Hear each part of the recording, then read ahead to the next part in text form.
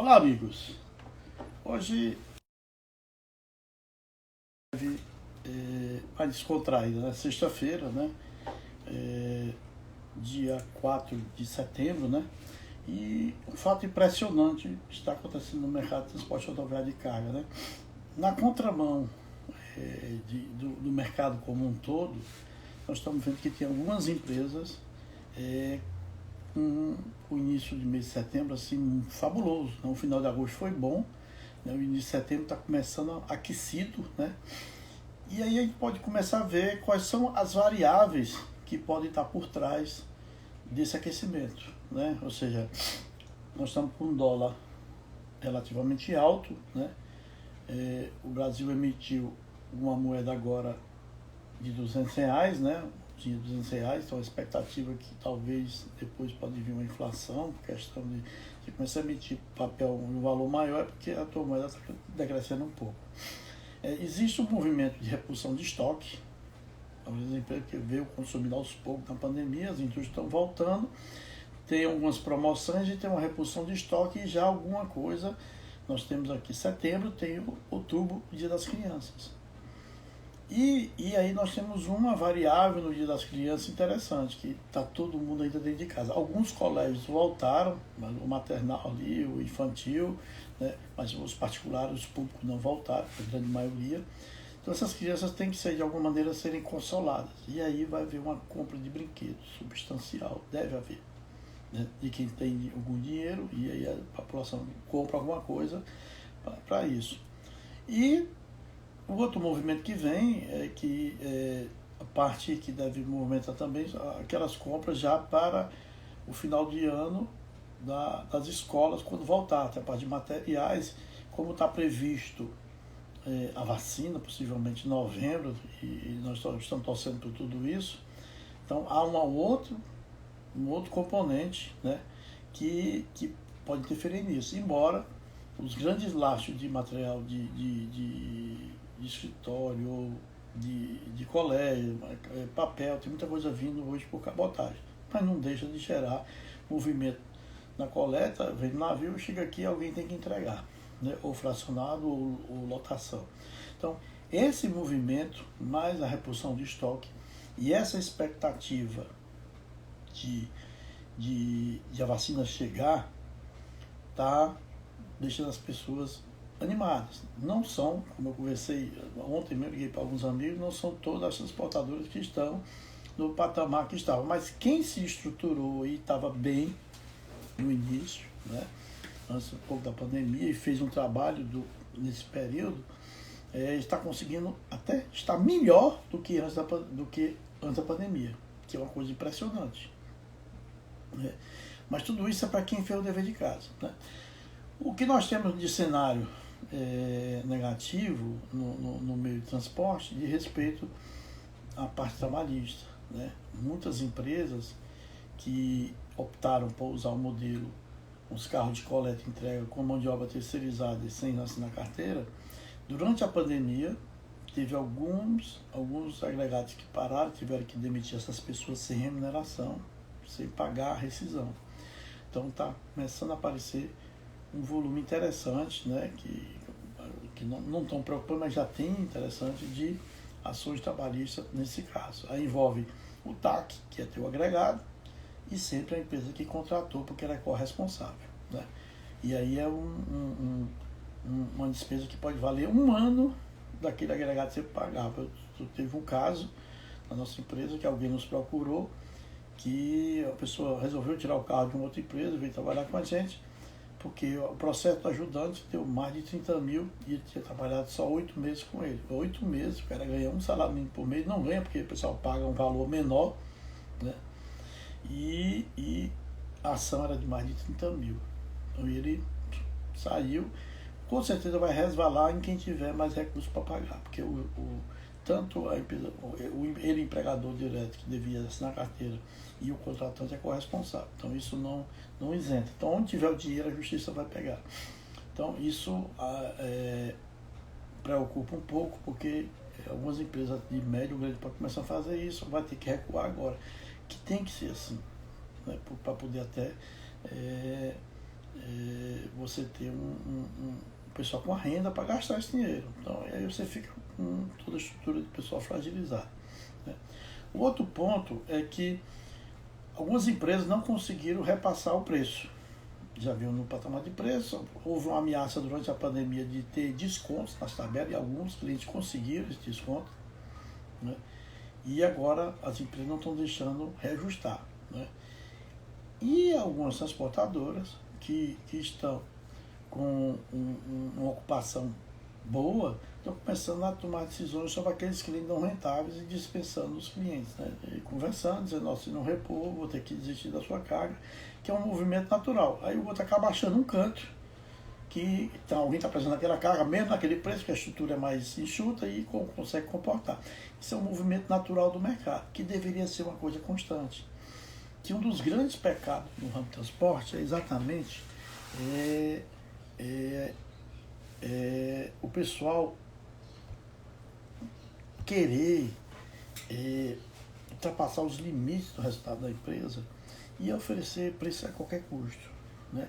Isso faz com que o setor fique muito fragilizado e o mercado que compra da gente acaba se aproveitando desse fato.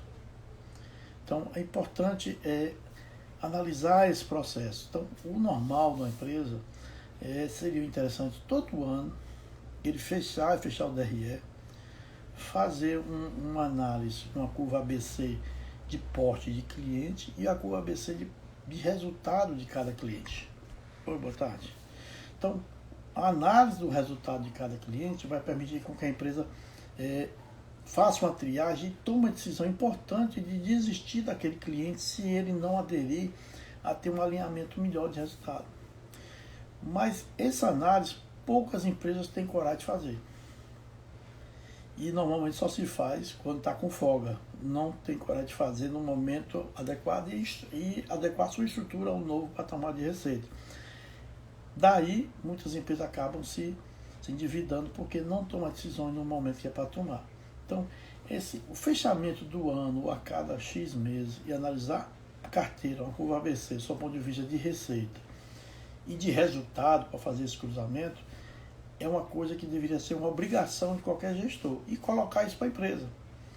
E começar a analisar também a margem de contribuição daquele cliente, porque tem cliente em algumas carteiras que ele acaba consumindo até o custo e não chega a contribuir com nada na gestão da empresa. Você só gera giro trocando dinheiro 6 por meia dúzia e muitas vezes dá prejuízo na operação. Então, esse é um fato que poucas empresas têm essa postura, que deveria ser uma coisa natural, porque seria salutar para todo o mercado de transporte rodoviário de carga. No entanto, como o nosso setor ainda é, vamos dizer assim, sendo muito pobre em conceito de gestão, né? A parte de governança, ela não é uma governança assim que toma decisão estruturada em números, tem muito mais sentimento do que números. Algumas pessoas tomam decisão porque teve uma raiva de uma coisa ou de outra, ou perde cliente por um problema, muita carga, o processo, o nível de serviço está baixo, perde o cliente, mas na hora de tomar decisão por uma questão de resultado não toma, né? Então, ou seja, a parte de gestão, de governança no setor de transporte rodoviário de carga brasileiro ainda é muito carente de um nível de profissionalização e de estruturação de decisões adequadas. Tudo isso reflete no que está acontecendo e nós vamos ver. Quando fechar o ano, vamos ver em que patamar fechou o ano o nível de transportadora em relação ao ano de 2019. Nós tivemos uma mudança de 140 para 105 mil transportadoras há 2 anos atrás, 2, 3 anos atrás. E agora deve dar uma outra pancada, das 105 mil, pelo menos aí umas 10 ou 15 mil mais transportadoras vão fechar, porque no Brasil, se você fizer a conta, a quantidade de transporte que se diz em transportadora registrada na NTT e dividir pela quantidade de cidade, nós temos no Brasil, tinha um ano atrás eu fiz essa conta, tinha 32 transportadoras por cidade brasileira. Se você dividia a quantidade de transportadora pelas 5 mil e poucas cidades que tem no Brasil, tinha equivalente a 32 transportadoras por cidade, que é um absurdo. Então, essa pandemia, esse processo vai dar uma filtrada, uma seleção natural, né? que na realidade não é natural. O setor ele é muito alavancado, né, muito, em termos de dívidas, né, e se o governo fizer agora um refis, que talvez saia um refis, porque aí tem um cruzamento de necessidade das empresas, mas necessidade do governo de ter apoio para a nova eleição de prefeito, não sei o quê, deve haver alguma coisa de refis aí, que é uma troca de interesse, né? Porque aí não é a nossa seara, mas sempre acontece. Então, nós vamos nessa virada de ano, 2020, 2021, exatamente ter essa possibilidade dessa seleção, que não é bem natural, mas é uma seleção pelo efeito do Covid, mas porque o setor já vinha alavancado, por uma questão de capacidade de gestão, né? de se adequar a esse novo mercado que é muito exigente em números. Tem grandes empresas vindo para o Brasil, porque a logística é um negócio que vai ser primordial, vai deixar de ser commodity para ser uma coisa essencial de entrega, porque fora alguns produtos que são impressos em impressora 3D, a maioria das coisas tem que ser transportada de um canto a outro. Só que essas distâncias vão ser encurtadas e o modelo está mutando, o modelo logístico do Brasil está em mutação. E aí nós vamos ter uma outra pancada, porque o volume de frete vai diminuir pelo perfil do mix de carga e a maneira como essa carga vai ser transportada, né? E quem sabe a gente começa a tomar decisões no setor de liberação de crédito e incentivo fiscal pelo posicionamento geográfico, logístico da empresa, não só pelo posicionamento econômico, né? Porque é importante a empresa ter, no Nordeste, empresas de peso para que os caminhões voltem com carga para o Sul. Então isso é uma coisa que deveria pesar nessa política de incentivo, que é uma coisa salutar para todo mundo, porque acaba baixando o custo do frete, né? E aí vai dar um outro boom, né? E com relação ao modal trem, que no Brasil ainda é muito pobre, principalmente no Nordeste, tem uma transnordestina com acho quase 20 anos que não sai do papel o projeto, que seria uma coisa muito boa para grande descarga, ajudaria a tirar um bocado de caminhão da estrada, mas continua nesse jogo, né? Então, o cenário, para quem é transportador de carga e está se profissionalizando, e está adequando o modelo de gestão, está usando a tecnologia a seu favor, e aí com os processos de disruptivo que está chegando, com a última milha, com os aplicativos, com aquele modelo de retiro em locais de entrega e coleta. Então, toda essa reestruturação do setor vai impactar nessa virada de ano e com o fechamento de algumas empresas, né? E aí vai ficar mais interessante ser empresário do setor, vai ficar muito mais salutar, né? E se vier alguma coisa de reestruturação na área de impostos no Brasil, né, pela reforma tributária, vai ficar melhor ainda, né?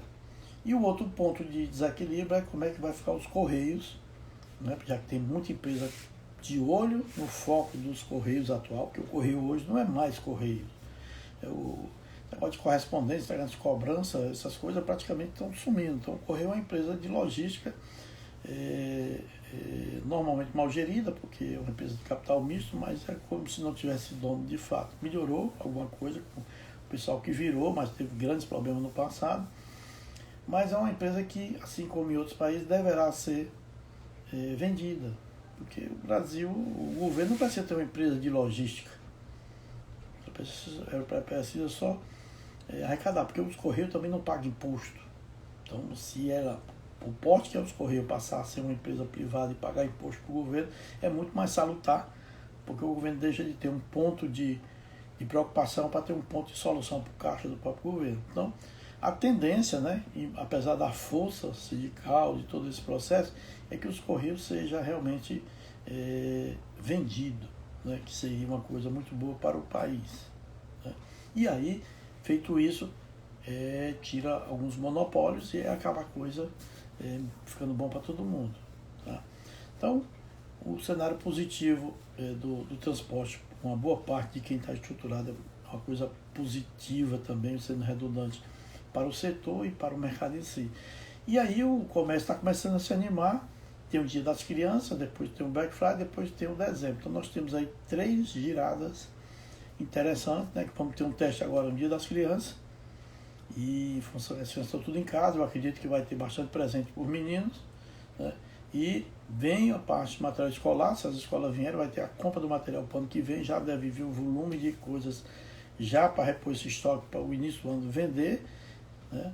E acredito que vai dar um boom interessante. Agora é só ter o cuidado e estar sempre analisando os números, não imaginar que a coisa pode dar uma disparada por conta das circunstâncias que não vai ter dinheiro. O governo vai dar mais 4 parcelas de R$300. Era 600, vai cair para 304 vezes. Que já deixa mais dinheiro, só dá para comida. Então o transporte de alimentos e algumas coisas para casa continua aí com interessante para transportar. Mas esse dinheiro não dá para comprar roupa, essas coisas. Então esquece esse lado. Então vamos torcer então que o Dia das Crianças venha positivo para a gente pensar o Black Friday depois do Natal. Tá? Por hoje é só, essa é a minha análise, né? E vamos continuando aqui torcendo que o Brasil dê certo e a logística também. Obrigado.